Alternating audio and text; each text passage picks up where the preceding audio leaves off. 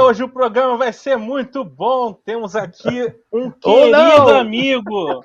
Vai ser bom sim, vai ser bom sim. Pessoal, boa noite, bem-vindos a mais um programa Guia do Cinéfilo. Quem diria que teríamos 30 edições? Hoje é o nosso 30º programa.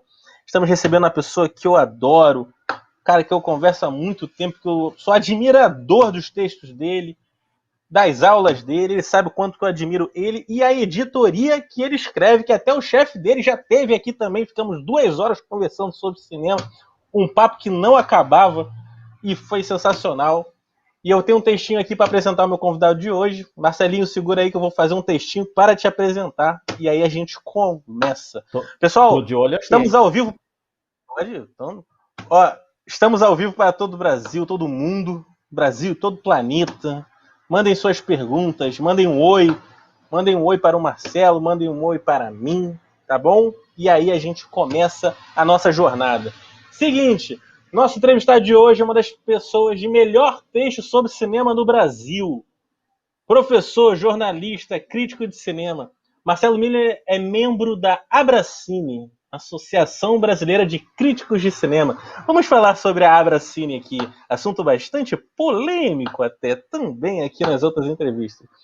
Ele ministra cursos na Escola Darcy Ribeiro, no Rio de Janeiro, no Sesc Rio e também online, e eu posso estar desatualizado em relação a essas informações, mas ele ministra cursos em vários lugares. Esse cara é muito fera. Até também no circuito de estação, que eu esqueci de colocar aqui, mas eu lembro que também no circuito de estação ele já ministrou várias aulas. Suas aulas são sempre um espetáculo, como um combustível transparente de amor ao cinema. Participou como autor dos livros 100 Melhores Filmes Brasileiros de 2016, Documentários Brasileiros 100 Filmes Essenciais de 2017, Animação Brasileira 100 Filmes Essenciais de 2018. Além de tudo, ele é um dos editores do excelente site que eu sou fã, o Papo de Cinema, o papodecinema.com.br. Boa noite, querido corintiano Marcelo Miller. Tudo bem com você? Boa noite, Rafael Camacho. O carinho é recíproco, a gente já começa trocando essas gentilezas porque o carinho de fato é recíproco.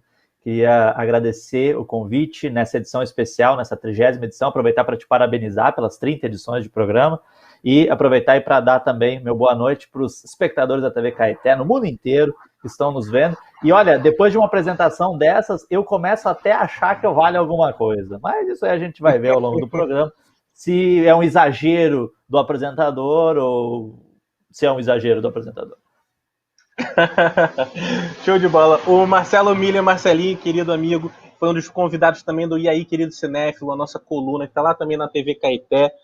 E agora o Marcelo foi um dos primeiros, ele me mandou um áudio, vários áudios sensacionais, ele respondeu super bacana, de maneira super bacana ao nosso questionário, né? Eu não falo que é entrevista, mas é um grande questionário cinéfilo. E agora a gente já está na edição... exatamente. Na edição 438 postada hoje, graças a Deus aí também, um projeto que está andando bastante. E em breve vai virar livro, não só aqui no Brasil, mas também fora do Brasil! Já temos aí quem está mandando mensagem pra gente, Alisson Oliveira, o defensor de São Bernardo. Alisson Oliveira está presente entre nós do CineWeb, grande Ali. Esse é gente boa pra caramba. Todo post de Alisson no Facebook tem mais de 30 curtidas. Ele é um fenômeno do Facebook. Mas por quê, Rafael? Porque o Alisson, aliás, um grande abraço pro querido Alisson, que é uma figura queridíssima. A pessoa, quando eu olho essa repercussão toda, eu digo que bom que a pessoa com conteúdo, né, tem essa repercussão, porque a gente vê um pessoal meio complicado, às vezes, com conteúdo, mas vamos deixar esse ranço mais para frente, a gente vai começar em alto estilo, com a energia lá em cima, né? Vamos lá.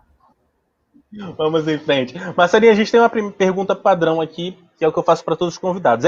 Praticamente a única. Mentira, algumas eu também faço para vários convidados, mas é o seguinte: como é que foi o seu início no audiovisual, né? Nessa camada do audiovisual que é a crítica de cinema? Quando é que você bateu no peito e falou assim: vou viver de cinema e tenho que arranjar um lugar para os meus textos, uma casa para os meus textos? Conte pra gente o início de sua trajetória.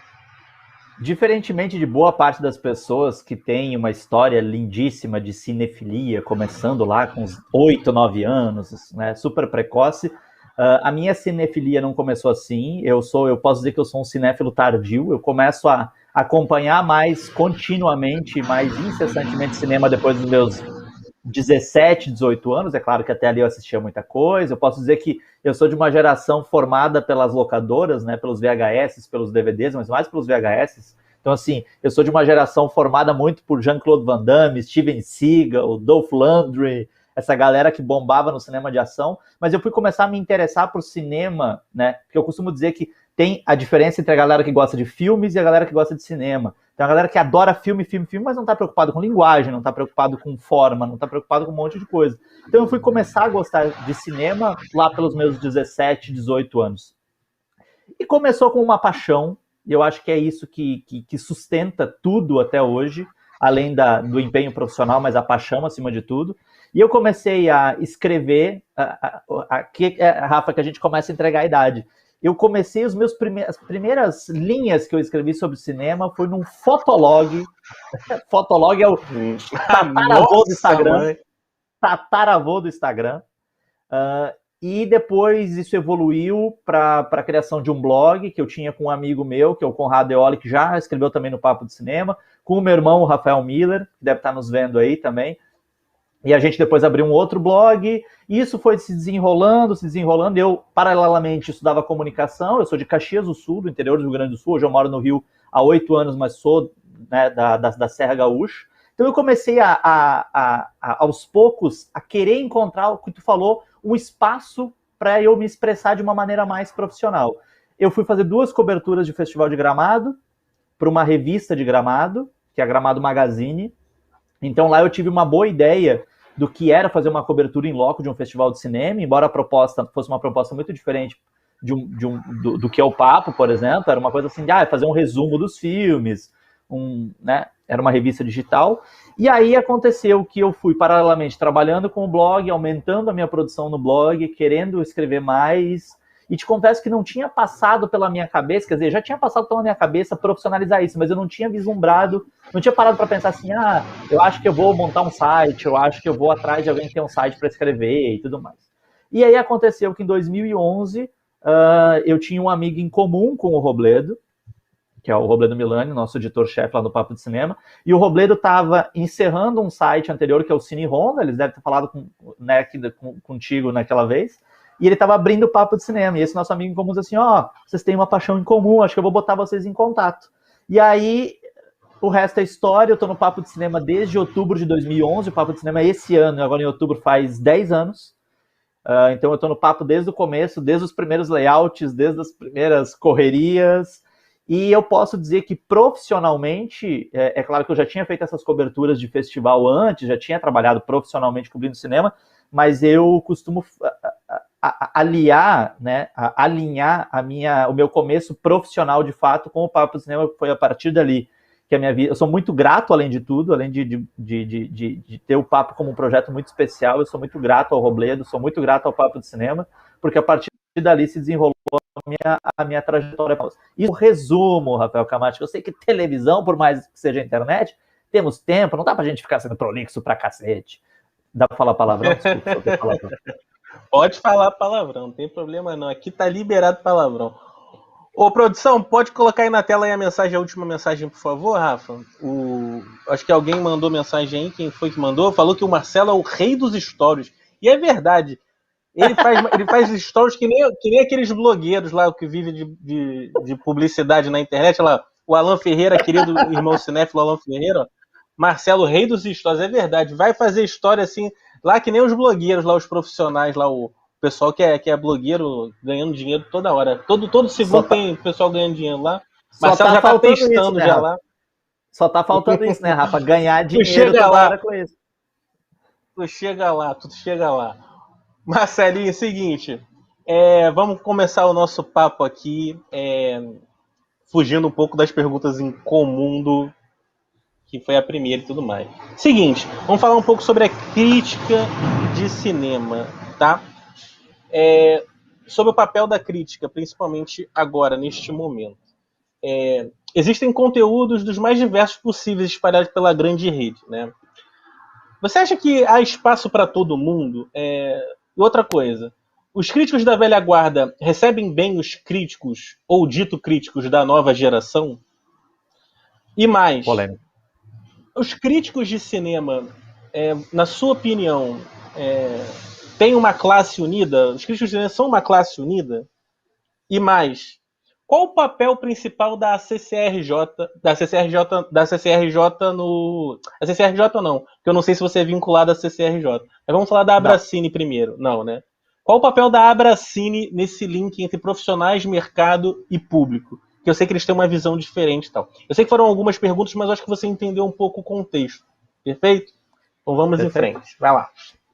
Para começo de conversa, tu me perguntou se existe espaço para todo mundo. Eu acho que sim. Eu acho que existe espaço para todo mundo. Como qualquer mercado, o mercado da crítica de cinema, o mercado de cinema é um mercado muito nichado, né? É um mercado com vários nichos. Então eu acho que tem gente produzindo conteúdo hoje das mais diversas maneiras, né? Uma galera que produz um conteúdo mais audiovisual, uma galera que produz um conteúdo de texto, uma galera que produz um conteúdo que é uma crítica consistente, uma galera que é uma crítica superficial, e tem público para isso, para essa crítica superficial. Então eu acho que assim, eu acho que tem espaço para todo mundo. Talvez nem todo mundo que ocupe os espaços tenha qualidade para ocupar esses espaços. E eu falo isso de uma maneira muito tranquila, porque eu acho que tem muita gente muito boa que talvez não sobressaia nesse emaranhado de possibilidades por não entender muito, de repente, o andamento das ferramentas, como funciona a rede social. O que eu quero dizer assim, tem muita gente boa que tem um trabalho com pouca visibilidade, porque é muito bom no que faz, estuda pra cacete, tem um entendimento de cinema instigante, mas que não entende tanto do funcionamento do Instagram, que não entende tanto do funcionamento do Facebook, que não está amparado ou ancorado num site legal, enfim, que está meio perdido nessas... E, por um outro lado, eu acho que tem uma galera que tem um conteúdo não tão bom assim e que acaba sobressaindo porque tem um entendimento profundo dessas ferramentas. Não deixa de ser uma habilidade, sem dúvida que não deixa de ser uma habilidade. Então, assim, eu acho que espaço para todo mundo tem. O que eu fico preocupado, Rafa, é que quando a gente fala muito, e se está falando de crise da crítica desde o começo da cinefilia lá na França, nos anos 50, né? Desde lá, a crise da crítica, a crítica está sempre em crise, né? E, de alguma maneira, que bom que ela esteja, porque eu acho que uma das funções da crítica também é colocar em crise certas coisas, questionar certas coisas e tudo mais. Mas eu acho que uma coisa importante que eu sempre tento falar para os alunos nas aulas de formação, nos cursos livres de crítica, é estudar, buscar conhecimento, né? Buscar entender, buscar ler, e não ir atrás de uma lógica que é uma lógica de notoriedade. Porque tem muita gente que é meio atraída por esse canto da sereia, assim, é isso.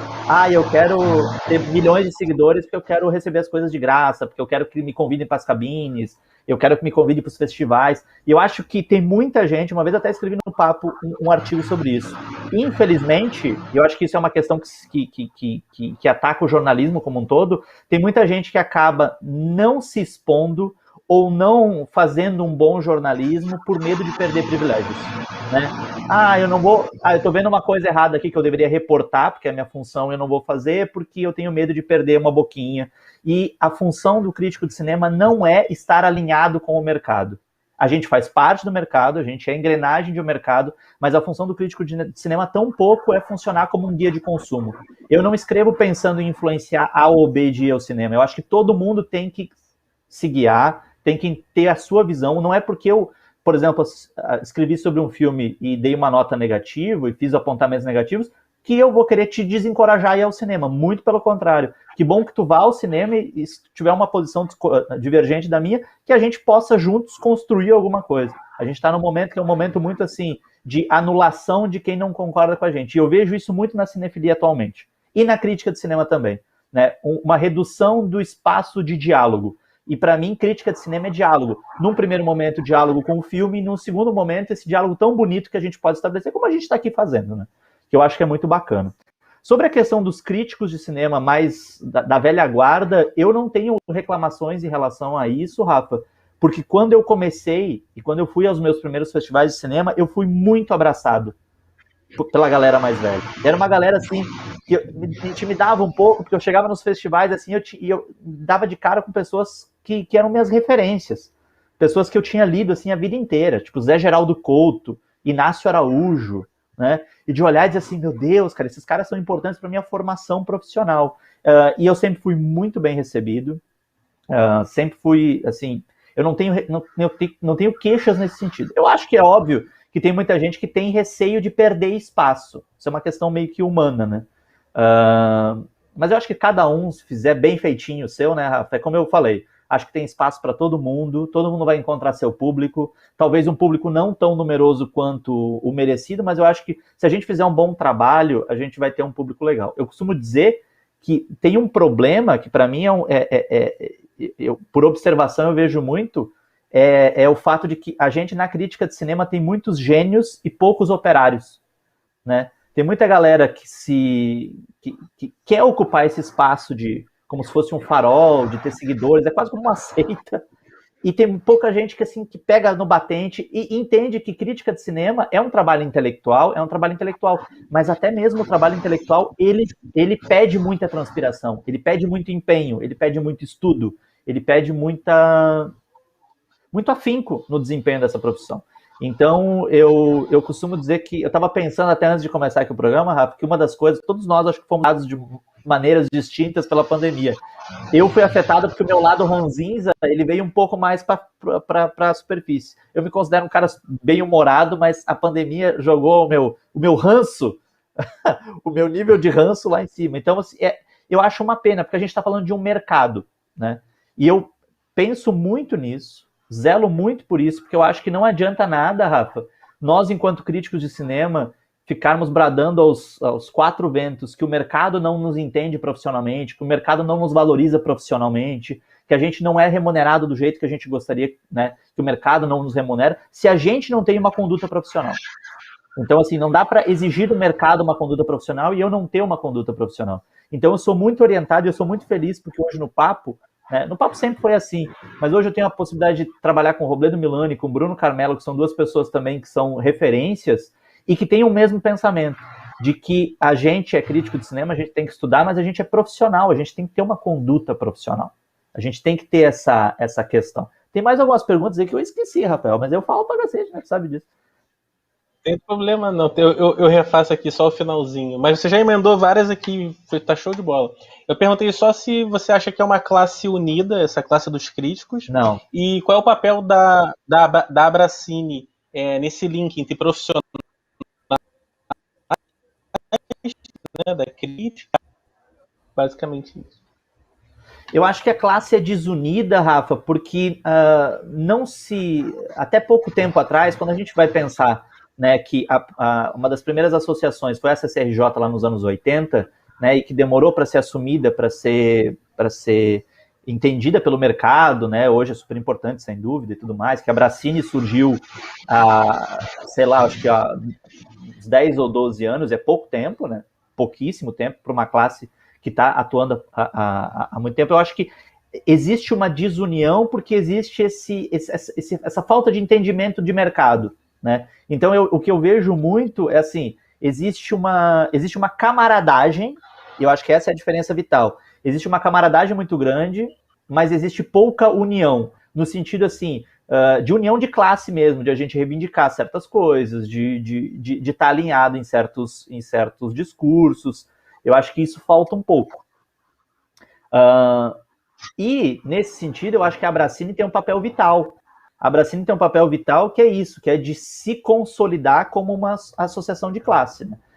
Assim como qualquer profissão que tem o seu sindicato, é importante que os sindicatos estejam solidificados, que as suas associações sejam solidificadas. Eu acho que a Abracine, ela percorre um caminho que é um caminho árduo, que é um caminho ingrato, muitas vezes, de ter que justamente fincar a posição para mostrar que a crítica de cinema é um trabalho sério, que a crítica de cinema é feita de uma maneira plural, que a gente tem, como eu falei no começo, vários recortes, várias possibilidades, vários tipos de perspectiva. Então, assim, o trabalho, acho, da Abracine tem sido... É óbvio que a gente sempre tem, e eu tenho certeza que a diretoria as diretorias da Abracine também tem essa visão, que sempre podia ser melhor. Eu acho que tudo deve ser assim, né, Rafa? Eu sou assim com o meu trabalho. Acho que quando a gente perder essa ideia de que a gente pode ser melhor, a gente fica estagnado e não avança, né? Então eu tenho certeza que a diretoria da Abracine sabe que pode fazer mais, mas a gente teve várias conquistas nos últimos anos. A gente tem os livros que estão sendo feitos de maneira consecutiva, a gente tem as traduções de textos basilares que não tinham versão em português e que estão sendo feitos por meio de um projeto muito bacana da Abracine. A gente tem as aulas que foram dadas, que estão sendo dadas especialmente agora no começo da pandemia, aula de curadoria, de cinema de gênero. Então, eu acho que aos poucos é o tipo de dinâmica que a gente não muda de uma hora para outra. Então, eu acho que é de vital importância que as associações elas ajam com o intuito de trabalhar essa área, trabalhar o profissional. O que não pode acontecer, não só na crítica de cinema, como em qualquer outra associação, é que a associação seja um lugar existente para disseminação de poder, né? Que as pessoas entendam aquilo como um feudo em que vão ter vantagens ou não vantagens. Não estou falando, não é isso que acontece na Abracine, mas o que eu estou dizendo é que não pode acontecer, porque a gente está falando de uma classe, a gente está falando de um grupo, e esse grupo é um grupo muito heterogêneo, é um grupo muito bacana, que é isso, muito camarada e pouco unido, mas aos pouquinhos a gente vai trabalhando para essa união se tornar algo mais presente no nosso dia a dia.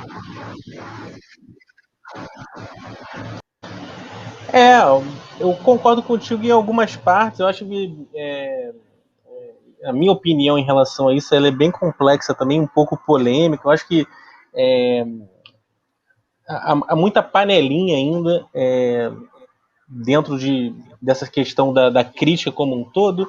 Em algumas associações, de tudo que eu leio, sei, me falam, você sabe que eu conheço muita gente, não só crítico de cinema, mas muita gente do mercado influente, e ainda falta um grande desenvolvimento. Eu acho que a Abracine também, a minha crítica ela é construtiva para a Abracine, ela precisa se desenvolver mais. Eu acho que tem muito espaço para se desenvolver ainda, e eu não sei por que não consegue se desenvolver da maneira como tem que ser importante, tem que ser impactante, né? Já que é a Associação dos Críticos de Cinema do Brasil, tem que ter uma questão bem, né, do nosso país, né? Ele é grande, então tem que fazer bastante coisa. Mas vamos torcer aí para nos próximos anos vocês consigam, por conta do carinho, do amor, da união de vocês e do trabalho de vocês, também consigam realizar várias coisas, e a gente vai estar sempre torcendo por vocês.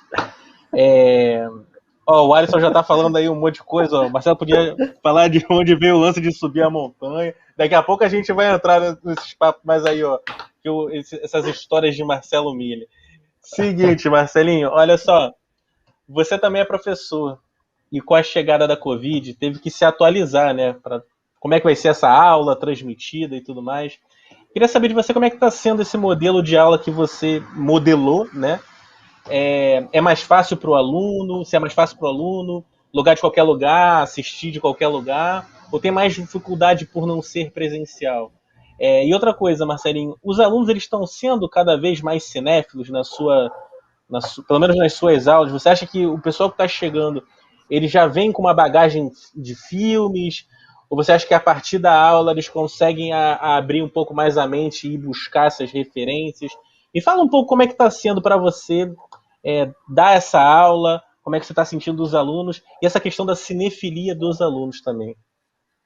Eu tinha, Rafa, muito preconceito, né, com essa possibilidade de dar aula online. Tanto que eu sempre dei aula presencial, e é uma coisa que hoje eu não consigo parar de fazer. A aula é algo que, para mim, como profissional, é complementar. Assim, eu não consigo descrever qual é a sensação de estar em aula, de ver as coisas andando. Enfim, hoje eu posso dizer que assim como a crítica, a aula é parte essencial do profissional que eu sou.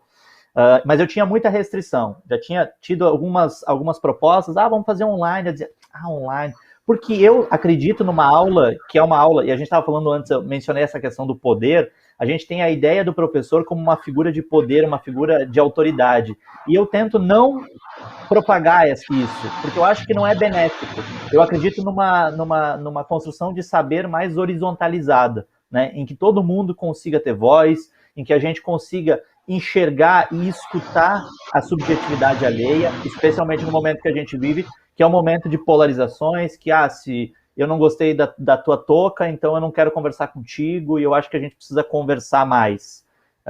Eu acho que a gente precisa dialogar mais. E aí, quando surgiu a pandemia, me surgiu um grande dilema, porque a gente, acho que como boa parte das pessoas, eu pensei, 40 dias, quarentena, 40 dias, beleza. E aí foi 60, 70, 120, eu digo, meu Deus do céu, o que eu vou ter que fazer? E aí eu comecei a pensar em adaptar as aulas para o online. E aí tem uma série de questões com as quais eu não lidava antes, que é isso, correr atrás de uma plataforma, com qual plataforma eu faço? Essa tem isso de bom, essa tem isso de ruim, e pensar em toda essa questão.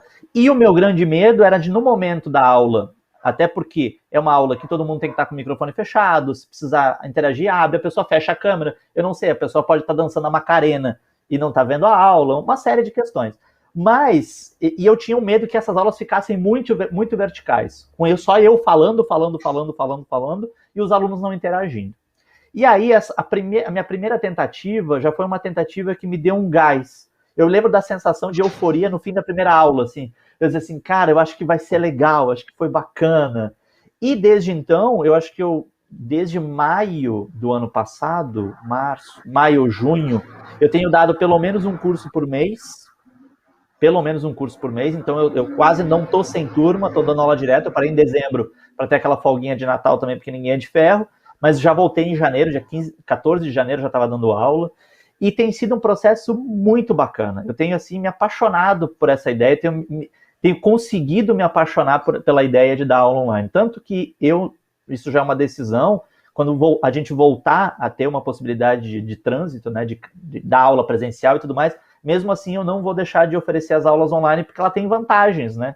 Ela tem essa vantagem de eu poder estar falando contigo, por exemplo, está no Rio de Janeiro. Bom, a gente podia estar no mesmo ambiente tendo uma aula presencial, mas eu posso ter numa mesma tela um aluno do Rio, um aluno de Pernambuco, um aluno do Rio Grande do Sul, um aluno da Bahia, e isso é muito enriquecedor, isso é muito interessante, isso é uma possibilidade boa para o aluno. Tem uma outra vantagem que eu acho que o online traz para a gente, dentre tantas desvantagens, eu acho que a principal desvantagem é isso, a gente não tem esse calor, esse contato, e eu gosto de na aula ficar andando, de gesticular, enfim, então a tela limita um pouco a gente, porque a gente fisicamente fica muito preso, né? Tem uma vantagem que é a vantagem financeira. Quando a gente fala que no Brasil a gente tem um salário mínimo que passa um pouco de R$1.000, não são todas as pessoas que têm acesso a fazer uma aula, né, de cinema. E aí, o que acontece com isso, Rafa? Que é uma grande preocupação minha. A gente vai elitizando o conhecimento, né? O conhecimento vai ficando nas mãos das pessoas que têm capacidade, têm possibilidade financeira de investir naquilo. Então, hoje, com o online, eu tenho uma possibilidade de fazer um curso que custa quase 3 vezes menos do que ele custa presencial, e com isso abrir o leque para uma galera que não tem toda essa grana, mas que tem muita vontade, que tem muito desejo de fazer aula. Então, eu vejo isso também como algo positivo. A possibilidade de a gente reduzir custo para conseguir fazer aula num curso. Por exemplo, as minhas aulas são geralmente 4 aulas, eu faço elas a R$140 o curso inteiro. Então, assim, é basicamente quase 3 vezes menos do que aconteceria no presencial. E isso traz um público diferente. E eu acho que cada vez mais, se a gente fosse um país mais sério em relação a cinema, em relação à cultura, eu sou um dos caras que acho que vai ser difícil a gente falar de introduzir uma cultura cinematográfica mais profundamente no Brasil, sem levar o cinema como matéria de escola, ensino fundamental, ensino médio. Eu acho que isso tinha que estar lá. O cinema é uma ferramenta pedagógica impressionante. A gente tem no Brasil, por exemplo, iniciativas como o Instituto Nacional de Cinema Educativo, lá nos anos 30, que visava trazer essa possibilidade, mas então eu acho o cinema uma ferramenta pedagógica maravilhosa, mas os alunos que têm chegado, Rafa, tu perguntou da questão da cinefilia, né?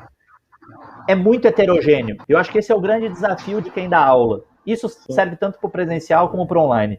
Eu tenho que pensar numa aula que funciona tanto quanto que não tem um conhecimento tão profundo assim. Mas o grosso dos alunos que têm chegado para mim são alunos que já têm um conhecimento muito legal. Eu tenho a sorte de ter, né, desse ano e 2 meses aí, ter dado aula já para uma galera que com 15, 16 anos tem muito mais conhecimento do que eu tinha com 25. Eu dizia, gente, vocês são maravilhosos, vocês conhecem muito mais. Eu conhecia meia dúzia de cineasta com 18 anos, vocês conhecem gente pra cacete. E aí eu acho que especialmente com essa geração mais jovem, que é uma geração que veio, que já começou a usufruir de uma cinefilia já quase que toda, né, no online, Não tem essa coisa do cheiro do DVD, do cheiro do livro. É uma outra geração. Eu acho que o grande desafio é evitar que certos preconceitos cinéfilos grudem no imaginário deles. Tipo assim, hoje a gente vê certos cineastas como Zack Snyder, Christopher Nolan, que as pessoas amam odiar. Talvez sem ter visto os filmes, talvez porque para fazer parte de um grupo, porque a gente está sempre nessa procura também de pertencer a algum grupo, né? Mas eu acho que a grande questão com a galera mais jovem, e é uma galera assim que dá um retorno, Rafa, que eu fico tão feliz assim de depois receber o retorno deles, dizer assim, foi legal, tu abriu meus olhos para tal coisa. E é uma galera que é muito participativa. Então, assim, eu tenho muita sorte. Eu tenho tido muita sorte de ter os meus alunos, tanto no presencial, mas agora principalmente no online, uma galera que quer muito. Eu acho que quando a gente vai estudar cinema, a gente vai trabalhar com cinema, tu sabe disso melhor do que ninguém, querer, desejar, ter esse tesão é muito importante, né?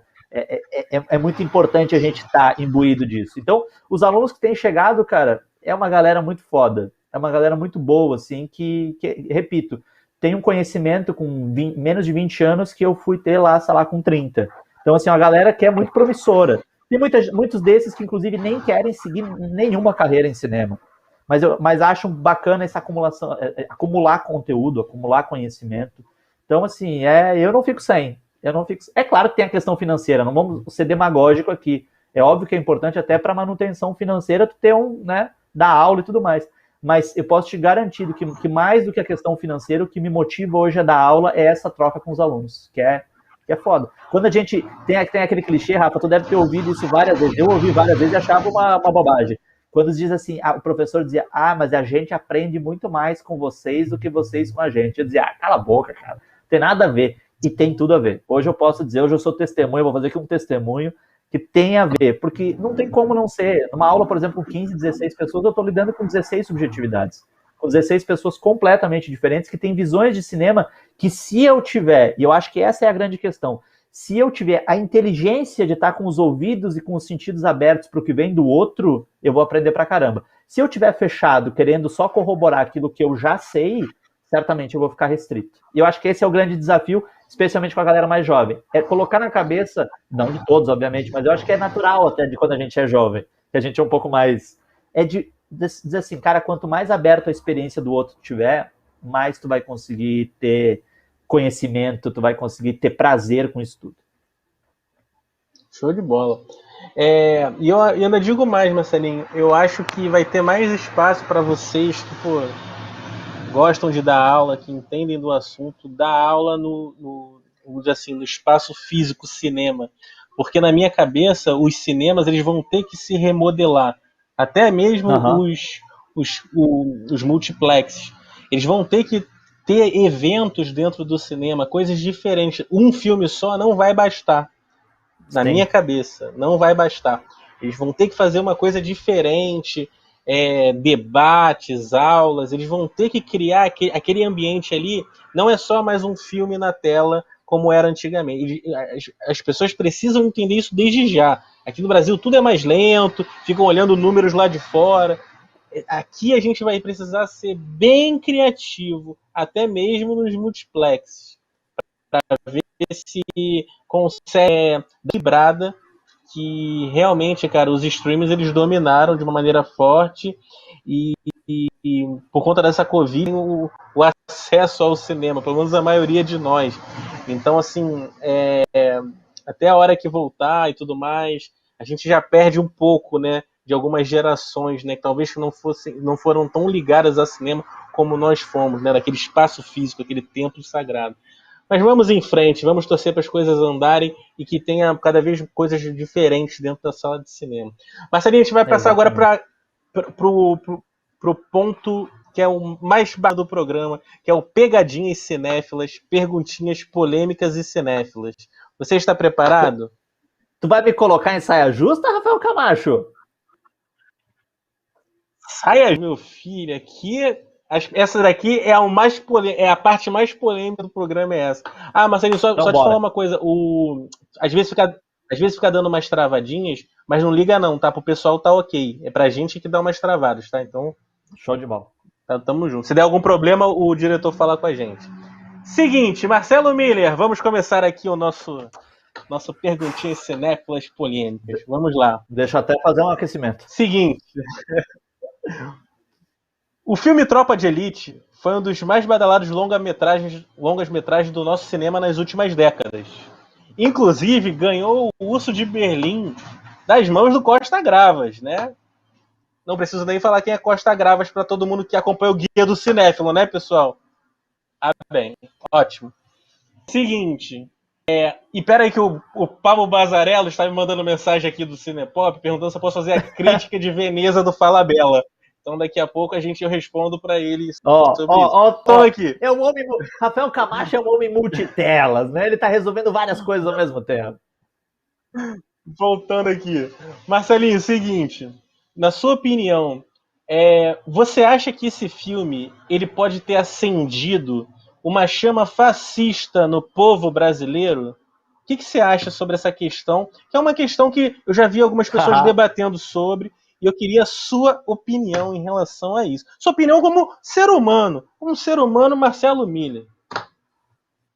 Esquece o crítico de cinema, esquece Marcelo Miller.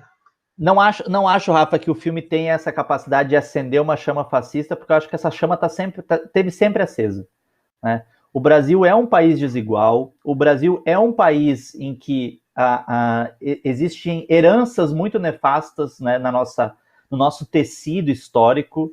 A gente é um país construído em cima de invasão, genocídio e estupro, né? Então, assim, infelizmente, e de toda uma lógica coronelista, de oligarquias. Então, eu acho que o Tropa de Elite, por exemplo, tem muita gente que diz assim, é um filme fascista. Eu não considero um filme fascista. Eu acredito que é um filme que tem alguns gatilhos que pegaram meio de uma maneira, assim, tornar o Capitão Nascimento um herói, quando na verdade, assim como a gente viu no Tropa de Elite 2, né, que aí eu acho que o Padilha, entendendo o que aconteceu, consegue modular melhor esse personagem, de mostrar que ele é um personagem trágico justamente porque ele acaba sendo um servidor dessa lógica fascista, dessa lógica e tudo mais.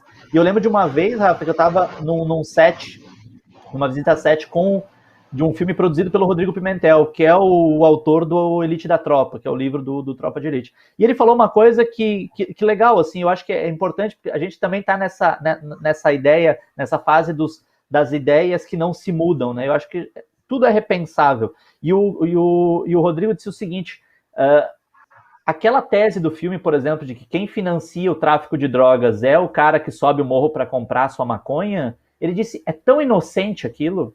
Ele disse, hoje eu consigo perceber que é inocente. E de fato é inocente.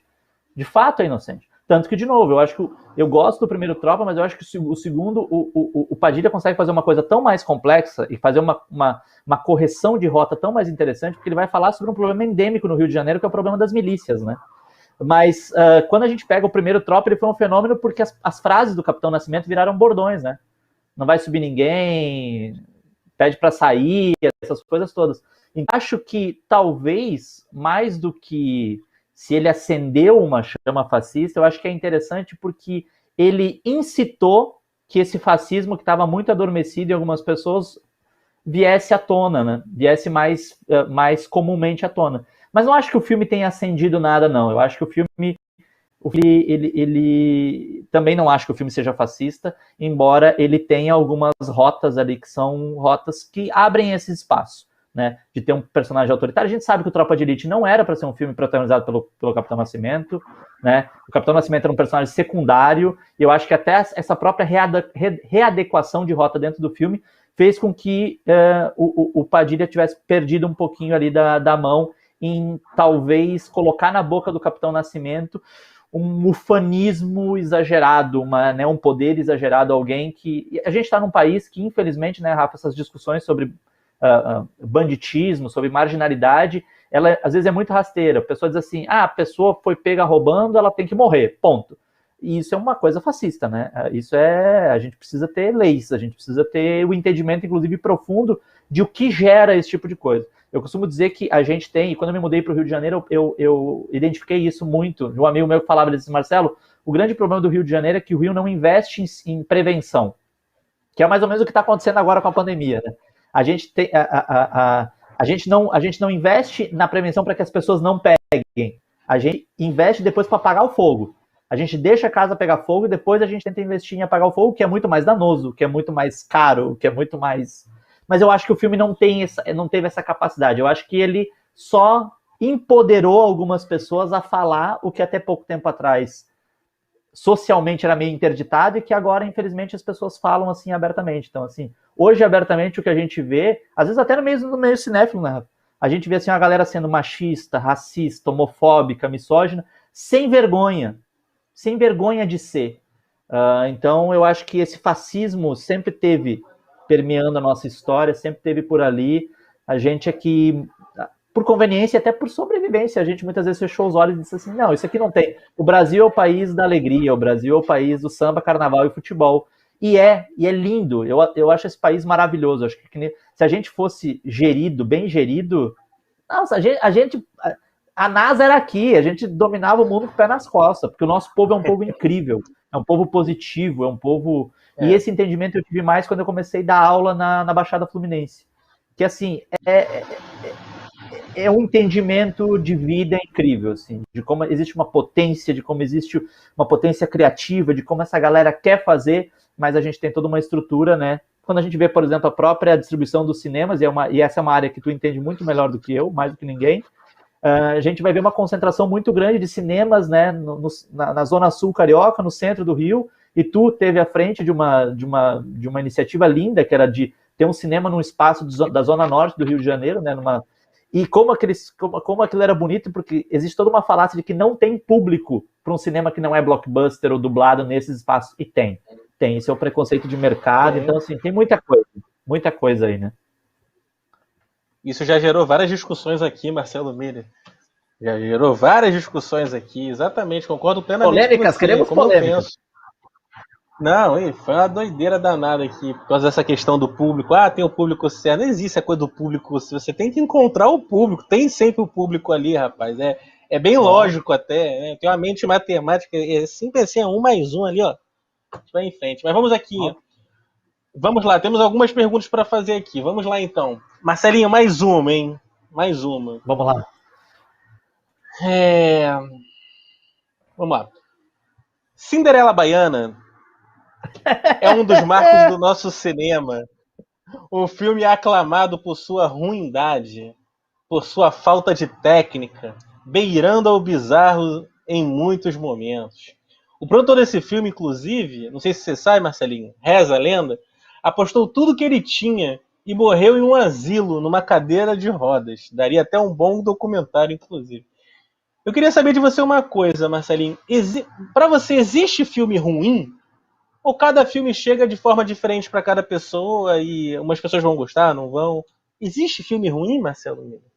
Claro que existe, claro que existe. O que não existe é uma leitura que abarque tudo e uma leitura que seja definitiva. O que eu digo assim, existe filme ruim? Existe. A gente tem alguns exemplos aí, né? Vários. A questão é que eu não posso, enquanto crítico, ter a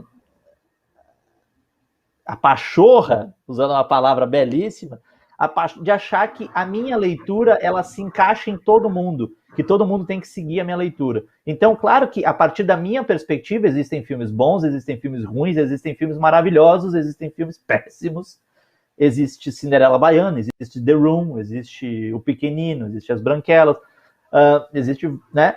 Só que assim, cada pessoa vai apreender esse espetáculo cinematográfico a partir de uma perspectiva muito singular. É claro que existem dados objetivos, né, que a gente consegue fazer uma análise, que a gente consegue... mas eu não acredito, por exemplo, que a função do crítico seja determinar o que o público deve ou não gostar.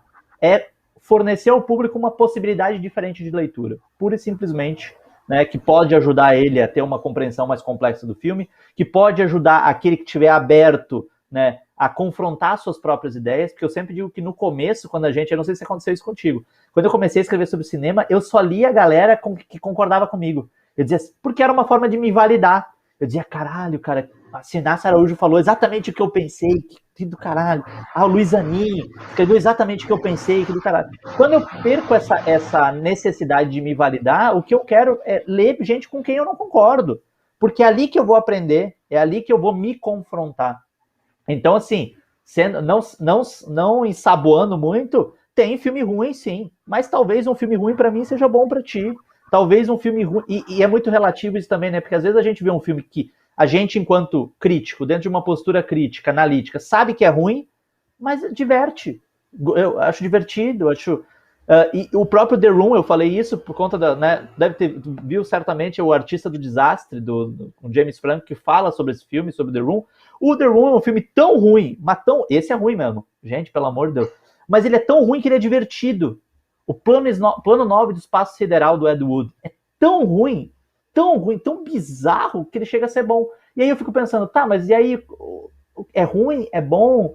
Então eu acho que a gente... É isso. E tem outra, né, Rafa? Às vezes a gente assiste a um filme hoje, achou o filme ruim. Tu assiste ao filme daqui 10 ou 15 anos, tu acha maravilhoso, tu acha bom. Tu diz, cara, onde é que eu tava na cabeça? Então, existe filme ruim, mas eu só respondo por mim neste momento.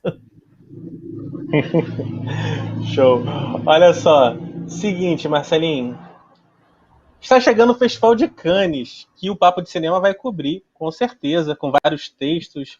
E vai ser sempre bacana. Pessoal, não deixem de acessar o papodecinema.com.br, aí que eles cobrem todos os festivais, não só aqui do Brasil, mas também lá de fora, sempre atualizando a gente do que vem bem bacaninha, bem mastigadinho para os próximos... para as próximas estreias, né? Agora que já está começando a vir várias estreias, né? Os sites estão também começando a voltar a escrever os filmes que vão entrar nas estreias nos cinemas que estão abertos e tudo mais. E está sendo bem bacana. E agora vai afunilar tudo. Mas em breve também os filmes que vão estar lá em Cannes vão estar aqui. Já, daqui a pouco tá aí. Vai ter vários textos lá no Papo de Cinema.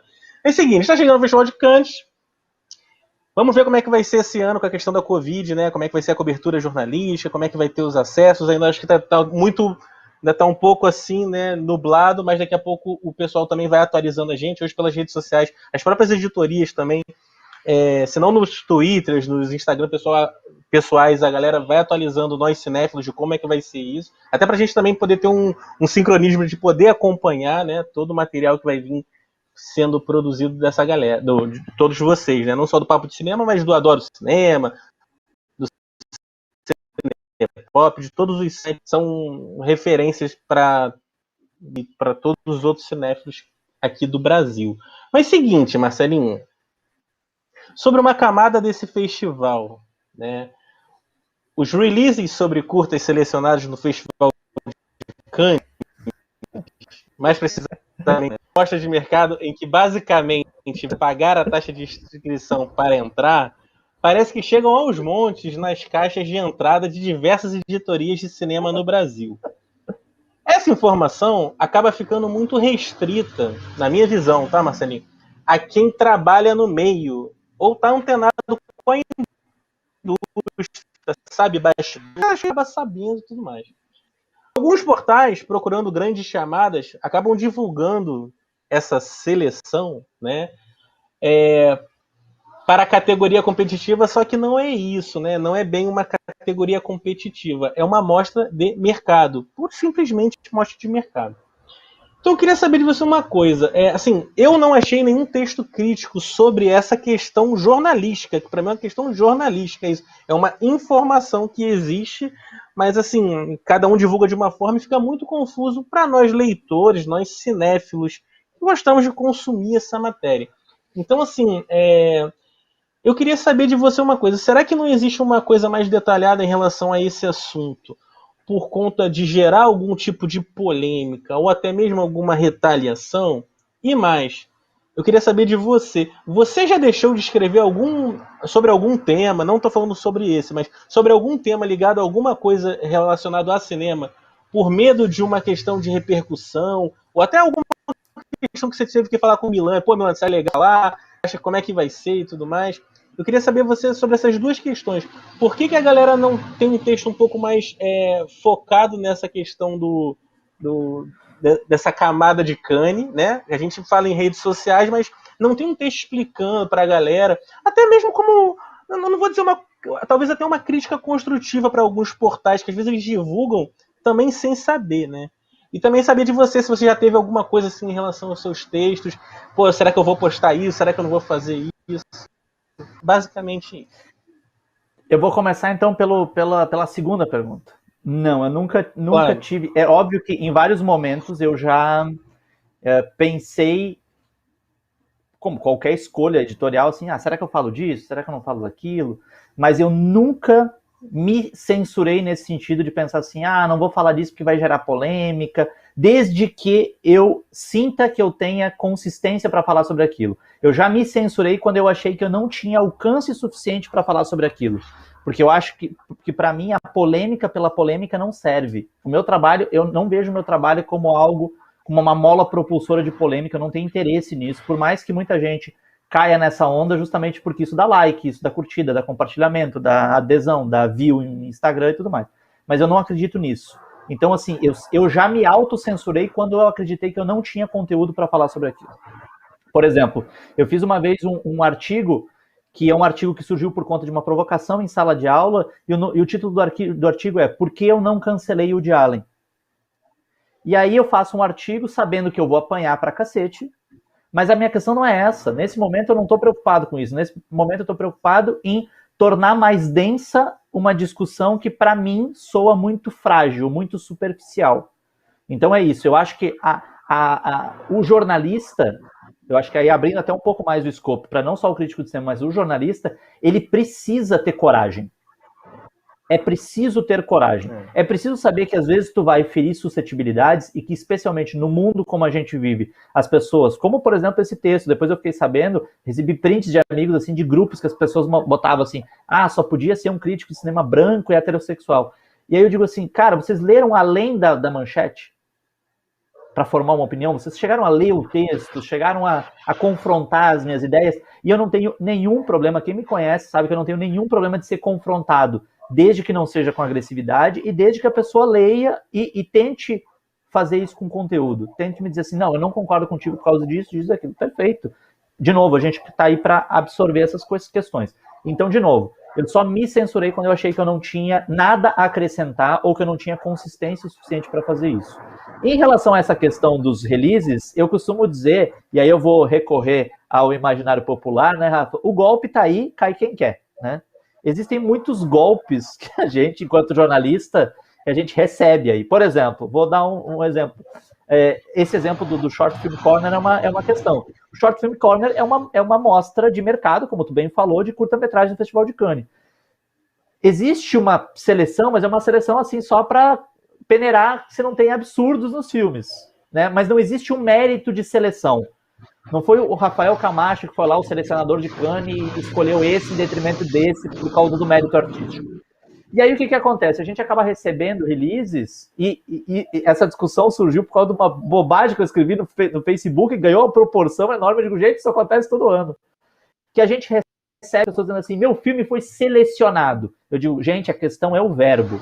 O seu filme não foi selecionado, você pagou uma taxa e o seu filme está lá para quem quiser ver, de mercado, ou seja, se eu sou um produtor, estiver caçando um novo talento, vou lá ver, o meu filme está à disposição.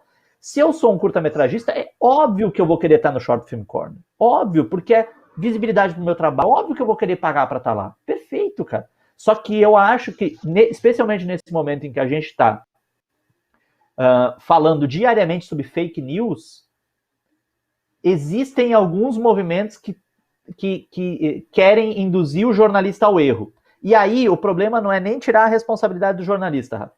Porque eu acho que o jornalista tem responsabilidade. Quando a gente recebe um release, infelizmente tem muitos veículos que aí por questões X, Y, Z, por falta de tempo, pegam o release, dão um Ctrl+C e dão um Ctrl+V na notícia e publicam o release inteiro. Que é tudo que o assessor de imprensa quer. E eu já fiz trabalho de assessoria de imprensa, então eu falo desse lugar também, de alguém que já fez esse trabalho. Qual é a nossa função como jornalista? A gente está diante de um fato, a gente está diante de uma notícia. O que eu tenho que fazer? Eu tenho que pegar aquela informação e eu tenho que peneirar, eu tenho que pesquisar. Se tiver alguma dúvida, eu tenho que correr atrás de informações. Então, assim, não dá para eu publicar essas coisas desse jeito. E aí o que acontece? Está no momento também que o jornalismo cultural passa por uma crise, eu vou voltar a usar essa palavra de crise, e aí tem muitos veículos que recebem essa informação e que publicam porque querem publicar logo, porque não querem... E aí isso acaba gerando uma onda de desinformação. E aí o que acontece? Acontece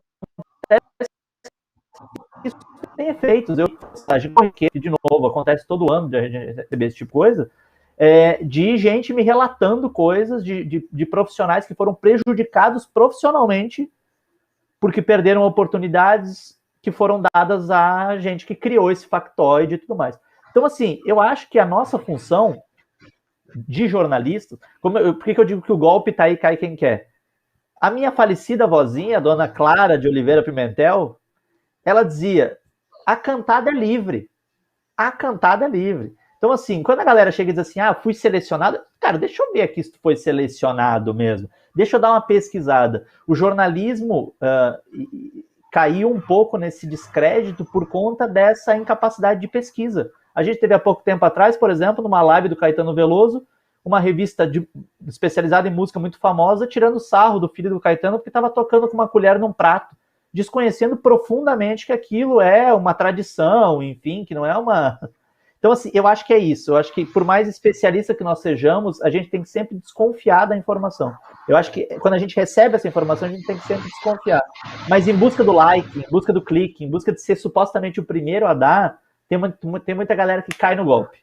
E eu acho que a gente está aqui, e por isso que eu acho que cada vez mais, no momento de turbulência como que a gente vive, o jornalista é tão importante porque a gente tem que zelar pela informação. E não é uma informação isenta, porque não existe isenção. Não existe esse mito da isenção. Vou dar uma opinião isenta. Gente, a partir do momento que eu escolho um verbo em detrimento do outro, eu estou fazendo escolhas que são ideológicas, que são políticas, que são, enfim, que são orientadas pelo conjunto, pelas minhas ferramentas, né? Então eu acho que é isso. Isso gerou polêmica. Tu acompanhou, né, Rafa? O pessoal dizendo, não, mas é assim, é assado e tudo mais. Mas é isso. Eu acho que hoje existe uma disputa por espaço na imprensa muito grande. Então a galera cria essas coisas e tudo mais, e por isso que a gente tenta a minha visão não cair nos golpes. A minha visão disso é que, assim, eu acho que muita gente que divulgou, eu não divulguei nada, não. Como é que eu fiquei sabendo disso? Eu vou até te falar como é que eu fiquei sabendo disso. Tem um amigo, temos amigos em comum. Dentro a provável release que você recebeu, provavelmente foi da pessoa que acabou me contando, ou que faz parte do filme que foi me contado. Então, amigo meu pessoal e tudo mais. Só deixa eu fazer um parênteses. E aí me jogaram de paraquedas. Me jogaram de paraquedas dentro desse teu post, porque viram eu parabenizando a pessoa, porque eu, assim, vamos dizer assim, não sei se eu fui ingênuo, mas assim, eu vi a pessoa falando pra mim, pô, meu filho, eu falei, eu não tinha o conhecimento dessa questão do short corner, desculpa, eu não tinha o conhecimento. E eu falei assim, pô, se um amigo, vou parabenizar, viva o cinema, como eu sempre faço, o cinema brasileiro. Eu fiz a isso. E aí, o que acontece? Nossa, vi inbox, mas assim, no final das contas, eu acredito que alguém até podia escrever alguma coisa sobre isso, sobre essa questão, até um texto crítico mesmo, até também para poder virar referência, para as pessoas poderem também entender o que seria isso, porque além desse, provavelmente tem outros em outros festivais. E até uma discussão, uma crítica construtiva para todo mundo, porque às vezes até quem divulga não sabe o que está divulgando, como você já falou aí. Então, tem um poder de pesquisar e tal, mas às vezes a pesquisa fica um pouco... ainda é um pouco complicado pesquisar sobre essa questão em si. Não, agora que a gente sabe que se você entrar em algum blog e tal, indo mais a fundo mesmo, assim, o pessoal que gosta de discutir, polemizar um pouco essa questão, a gente, até mesmo pelas redes sociais, né? A gente consegue entender um pouco melhor isso, né? Mas para o leitor leigo, para o cinéfilo, o cara que talvez não consiga chegar nessa camada do entendimento geral, né? Até uma das questões desse programa que eu faço é isso, da galera entender como é que esse backstage, eu trago aqui críticos de cinema, programadores de salas de cinema, assessores de imprensa, diretores, então são pessoas de várias camadas do audiovisual para ver se dá uma visão geral para o entendimento de jornalistas que sabem dessa questão, até também para esclarecer o fato ao mundo. Basicamente é isso. Mas você respondeu super bem, Marcelinho. Eu acho que é mais ou menos isso mesmo que eu penso. Mas tudo que você falou. Deixa eu até dar uma alinhavada, Rafa. Porque tu falou um negócio que eu acho essencial, só para encerrar isso, que eu acho que aí é uma questão que frequentemente me pergunto qual é a diferença do crítico e do cinéfilo. E aí eu sempre digo a responsabilidade. O crítico tem uma responsabilidade que o cinéfilo não tem. Assim como, por exemplo, eu acho que o jornalista, eu acho não, isso é um pressuposto da nossa profissão, da nossa posição, a gente tem uma responsabilidade. Tu, como amigo do cara, não tem nenhuma responsabilidade de ir lá pesquisar. Eu, como jornalista, se eu recebo esse material, eu tenho uma responsabilidade de pesquisar. Porque eu estou passando adiante. Porque eu estou, né? Então, assim, eu acho que essa é a diferença. A diferença é que o cara que recebe esse material, ele tem uma responsabilidade. E ele precisa fazer jus a essa responsabilidade. A galera que vai lá, e assim, não nenhum release, é só essa questão. Eu vi alguém comemorando nas redes sociais e eu lembrei que em outros anos já recebi esses releases. Mas é mais nessa questão, porque eu acho que é isso. Quando a pessoa diz assim, eu fui selecionado, ela está colocando as pessoas que não têm essa responsabilidade à mercê do erro. Se elas colocam a pessoa que já tem a responsabilidade à mercê do erro, imagina quem não tem essa responsabilidade. Eu sei, mas assim, eu ainda vou, assim, só indo um pouco mais a fundo nisso, não era nem para ir muito, que a gente também tem tempo aqui do programa, senão o diretor vai me matar que a gente vai ultrapassar. Eu só acho que, assim, acaba virando a gente sabe como é que é a internet hoje em dia, né? Acaba virando um disse-me-disse e, assim, quando poderia ser uma coisa um pouco mais até informativa, né? Da galera poder, todo mundo entender, acaba virando, sabe, vira uma conotação de gracinhas e qualquer coisa parecida com isso, que você não tem o controle, você foi lá, fez o post, mas você não tem o controle do que as pessoas vão responder, como vão responder e tudo mais. E aí eu só acho que acaba caindo para um lado que é um pouco complicado, sabe? E aí a gente acaba meio que, sabe, ficando dentro de uma roda que acaba não ganhando nada em relação às questões de realmente esclarecer realmente que porra é aquela, entendeu? Caralho, porra, cadê um texto, cadê um negócio bacana pra gente poder entender até os detalhes disso e até também para poder incentivar a galera e explicar o mercado pra galera.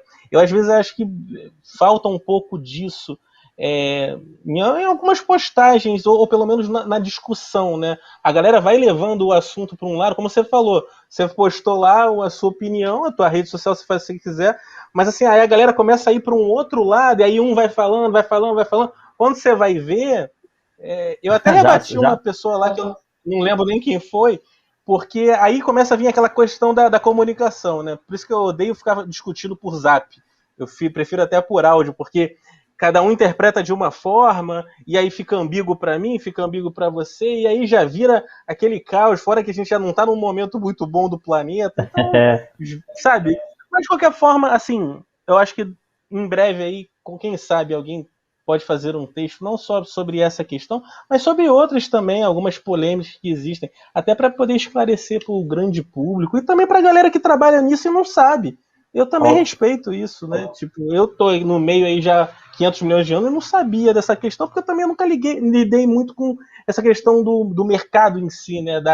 Do inscrever um filme e tudo mais. Isso daí é uma parte que eu até tô para chamar pessoas aqui para poder entender melhor sobre isso, porque eu gosto de quando tem uma compreensão maior do fato. Eu acho que todo mundo ganha com isso. Mas vamos passar aqui para um outro assunto. Seguinte, Marcelinho Miller, seguinte, a seleção brasileira hoje joga mais tarde e ela disputa pelas eliminatórias da Copa do Mundo de 2022 uma vaga, né, para esse torneio, que vamos ver se ele vai acontecer, como é que vai acontecer e tudo mais. O jogo ele está em segundo plano, Marcelinho, pois está todo mundo aguardando o posicionamento dos jogadores, né, se eles vão jogar, não vão jogar. Algumas fontes já falam que eles vão jogar, mas vão fazer um manifesto. Se isso tivesse qualquer relevância nesse planeta que a gente vive, né? Ou você joga ou você não joga. Pelo menos essa é a minha opinião, né? Seguinte, eu queria saber de você uma coisa. Tu acha que essa situação daria um bom documentário? E outra coisa, alguns documentários acabam sendo uma questão política, onde o documentarista tende de um lado ou outro. Cinema é política, a gente sabe disso, mas você acha que na questão do documentário é exatamente essa questão? Eu acho que primeiro essa questão da seleção dá um documentário, né? Dá um documentário sobre o Rogério Caboclo, dá um documentário sobre os jogadores fazendo isso que eu O concordo. Neymar? Não se esqueça que teve o Neymar antes, né? Eu denúncia concordo em gênero. Denúncia do Neymar, segunda, né? Mas eu concordo contigo em gênero, número e grau. Se é para a seleção brasileira fazer esse alarde e vai jogar a Copa América e soltar um comunicado dizendo nós somos contra, mas vamos jogar, então calasse a boca, né? Ou joga ou não joga. Eu acho que tomar uma posição é mais ou menos nesse sentido. Sobre a questão do documentário, eu acho que o documentário, quando ele tem um cunho mais diretamente político, eu acho que é liberdade do documentarista de ser guiado, até porque ele vai ser guiado assim na ficção também, pela posição ideológica dele. Uma vez eu fui numa cabine, Rafa, daquele O Processo da Maria Augusta Ramos, e aí até me chocou um pouco que um crítico, que não é um crítico, é um crítico que tem um pensamento ideológico mais à direita, ele ficou muito indignado com o filme, e ele diz assim, é um absurdo porque o filme não ouve o outro lado. Primeiro de tudo que demonstrou com perdão da expressão, porque parece grosseira, mas não é, porque eu acho que todos somos ignorantes, mas eu acho que é uma ignorância, porque assim, documentário, a gente costuma observar o documentário apenas majoritariamente pela apropriação que o jornalismo faz dele. O jornalismo, em tese, precisa ouvir os dois lados. Em tese, porque nem o jornalismo, né, dependendo, precisa ouvir os dois lados. Tem uma história de jornalismo Rashomon, mas isso é uma coisa para um outro papo. Mas eu acho que o documentário é isso, acho que fica muito claro nesses filmes, no Jardim das Aflições, o filme sobre Olavo de Carvalho, qual é a posição dos documentaristas. E eu não vejo nenhum problema nisso, até porque eu acho interessante, inclusive, quando essa orientação ideológica fica muito claro. O que não dá para as pessoas entrarem nesse jogo como se o documentário fosse a apropriação do jornalismo, que o jornalismo faz do documentário. Não, isso é só um ponto, né? Isso é só uma possibilidade. E mesmo assim, vamos dizer, eu vou fazer um documentário sobre Rafael Camacho. Vou fazer um documentário. E aí eu quero fazer um documentário mais chapa branca, evitando qualquer tipo de polêmica que envolva o Rafael Camacho. Essa escolha é uma escolha ideológica, é uma escolha política. Eu quero escolher só, né, reverenciar a carreira do Rafael, família do Rafael, essa coisa toda. Se eu quiser abrir o meu escopo e botar as polêmicas no meio, é outra escolha política. Então eu acho que é importante que que exista esse espaço, né? O documentário não é só uma coisa, tem gente que quer, inclusive, infelizmente, dentro da área, determinar que o documentário precisa ser A, precisa ser B. O documentário precisa ser do jeito que o documentarista quer que seja, né? E nós, críticos, temos as ferramentas, né? Pelo menos pressupõe-se que nós temos as ferramentas para ler aquilo de uma maneira. Então, eu acho que quando a gente vê, por exemplo, o jornalismo no Brasil, a gente tem muito essa coisa assim, o jornalismo que ouve, né, vê tudo dos não sei o quê. Quando a gente vai para a França, por exemplo, parece que eu digo quando a gente vai para a França, mas nunca fui para a França, tá? Eu sou pobre. Tu sabe exatamente qual é a posição ideológica. Mas acho que é falsificado. Lacoste me patrocina. Mas tô que nem, tô de bermuda, tô que nem o Sérgio Chapelin apresentando o Jornal Nacional. E aí, quando tu vai, por exemplo, na França, existe uma questão assim, as pessoas sabem exatamente qual é a postura ideológica dos seus vizinhos pelo jornal que elas leem. Não existe essa coisa assim, tipo, uma falsa isenção. Eu acho que de isenção, de isentões, o mundo já está cheio. De falsos isentões, o mundo está cheio. Então, acho que o documentário não precisa ser nada a não ser aquilo que o documentarista quer que ele seja. Show de bola, show de bola. Estamos caminhando aqui, o diretor já falou que estamos caminhando para o fim aqui, já me deu aqui um puxão de orelha, porque o papo tá muito bom. Tô falando para ele ainda que a gente tem que comprar esse arquivo de música, né? Senão eu mesmo faço, mando para ele. Quando estiver chegando no final. Que o papo realmente tá muito bom. Vamos passar então pro final do programa, que é o seguinte, Marcelinho, que é o Boomerang Cinéfilo. Aí é tipo de frente com o Gabi. Eu falo uma frase, aí você completa com uma palavra ou com um pensamento. Que nervosismo, Rafael. Que nervosismo, ping-pong. Gente, nunca pensei que eu ia ficar nervoso assim. Ping-pong, de frente com o Camacho. Olha só, vamos lá então. Marcelo Miller, o que mais incomoda um crítico de cinema? Eu ia dizer outro crítico de cinema. O que mais incomoda é falta de educação. Falo por mim. Falta de educação. Show de bola. Marcelo Miller, indique um filme que você acha que muitos não viram, mas ele é ótimo. Plano Sequência dos Mortos.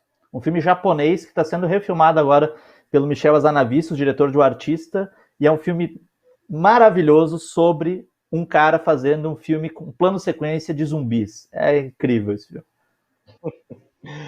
Marcelo Miller. Melhor festival de cinema do Brasil para o cinéfilo Marcelo Miller. Não estou falando o profissional Marcelo Miller. O cinéfilo Marcelo Miller. Olhar de Cinema de Curitiba. Marcelo Miller. Cheguei, tá ruim na unha. Dos que você já visitou, qual o melhor cinema do Brasil em relação a som, imagem e conforto, né? Agora tu me pegou bonito. Som, imagem e conforto. Pode ser uma memória afetiva. Pode ser uma memória afetiva até mais. Agora vamos dizer que eu sou bairrista, mas o Palácio dos Festivais, do Festival de Gramado. Gramado, a cidade mais cara do Brasil. Mais onde a cara. Água é. Então, a água, olha, vou te falar, uma água lá, um negócio assim, parece que você tá bebendo ouro. Mas vamos em frente. Marcelo Miller, um bom ator para interpretar nos cinemas, o elegante, o quase indecifrável, agitado, Silvinho, treinador do Corinthians. Quem interpretaria bem Silvinho nos cinemas? Olha que pergunta aleatória, Rafael Camacho. Quem interpretaria o Silvinho pilhadaço no cinema? Eu vou chutar uma coisa mais aleatória ainda. John Cusack. Ia ficar engraçado, hein? Ia ficar engraçado. Marcelo Miller. Um artista que você queria entrevistar, mas ainda até agora não conseguiu entrevistar, nunca entrevistou. Quem você quer entrevistar que você nunca entrevistou, Marcelo Miller? Vivo, porque morto só se fosse numa mesa branca, né? Uma coisa assim. Fernanda Montenegro. Vamos dizer, é clichê. Sim, é clichê porque a mulher é foda. Ela é foda mesmo. Ela é sensacional, Marcelo Miller, agora a última pergunta, a mais difícil de todas. Agora vai. Qual o seu filme favorito dele? Nicolas Cage. Não é difícil. Despedida em Las Vegas. Despedida em Las Vegas. Um filme de Mike Figgis. Um filmaço de Mike Figgis. Com a linda Elizabeth Shue. Talentosíssima. Pau a pau com o Coração Selvagem do meu amado David Lynch. Show de bola. Pessoal, estamos chegando ao fim aqui de mais um programa. Esse programa foi sensacional. Eu queria ficar aqui mais de 500 horas. Eu deixei de fazer umas 7 perguntas aqui para o Marcelo Miller, mas não tem problema. Quem sabe ele volta num próximo programa, no programa número 300. Tamo aí. Olha só, o Guilherme Tristão tá mandando mensagem, mas agora não vai dar para ler o Guilherme Tristão, que estamos chegando no final do programa. O Alisson, o Guilherme Tristão, lembrando que é o programador do Festival do Rio de Cinema, grande Guilherme Tristão, figuraça. Alisson Oliveira, mandando um monte de mensagem também pra gente. Pessoal que acompanhou a gente, um beijo, muito obrigado pela presença. Marcelinho, você tem 1 minuto para dar o teu jabá, falar dos teus cursos, falar do Papo de Cinema. 1 minuto por Marcelo Miller. É contigo. Convidando então todo mundo para acessar o Papo de Cinema, como o Rafa gentilmente falou várias vezes aqui durante o programa, que é um site que eu trabalho e pelo qual eu tenho um carinho enorme. Quem quiser seguir lá no Instagram, que sempre é bom, tem o @Papo de Cinema, tem o @Marcelo_P de Paulo _Miller, né? Corridos Stories. Estamos tentando. E aproveitar para te parabenizar por esse 30º programa e desejar que o Guia do Cinéfilo tenha vida longa, que o Guia do Cinéfilo chegue no 300. Eu tô aqui, hein? No 300. Aliás, no 300 a gente podia fazer, assim, todos os convidados entrevistando o Rafael Camacho. Já fica a dica aí para a direção do programa. E no mais, agradecer o teu carinho, agradecer a tua gentileza de sempre. Como eu falei no começo, sabe que o carinho que tu manifestou no início é um carinho muito recíproco. Então, muito, muito, muito obrigado, meu gato. E viva o Corinthians! Pô. E viva o Corinthians, que hoje vai, hein? Amanhã tem Corinthians. Show de bola. Olha só, pessoal, rapidinho, só vou falar agora dos próximos convidados. Na semana que vem nós temos aqui o Marco Dutra, grande diretor brasileiro. Vai ser sensacional esse papo, espero que vocês gostem.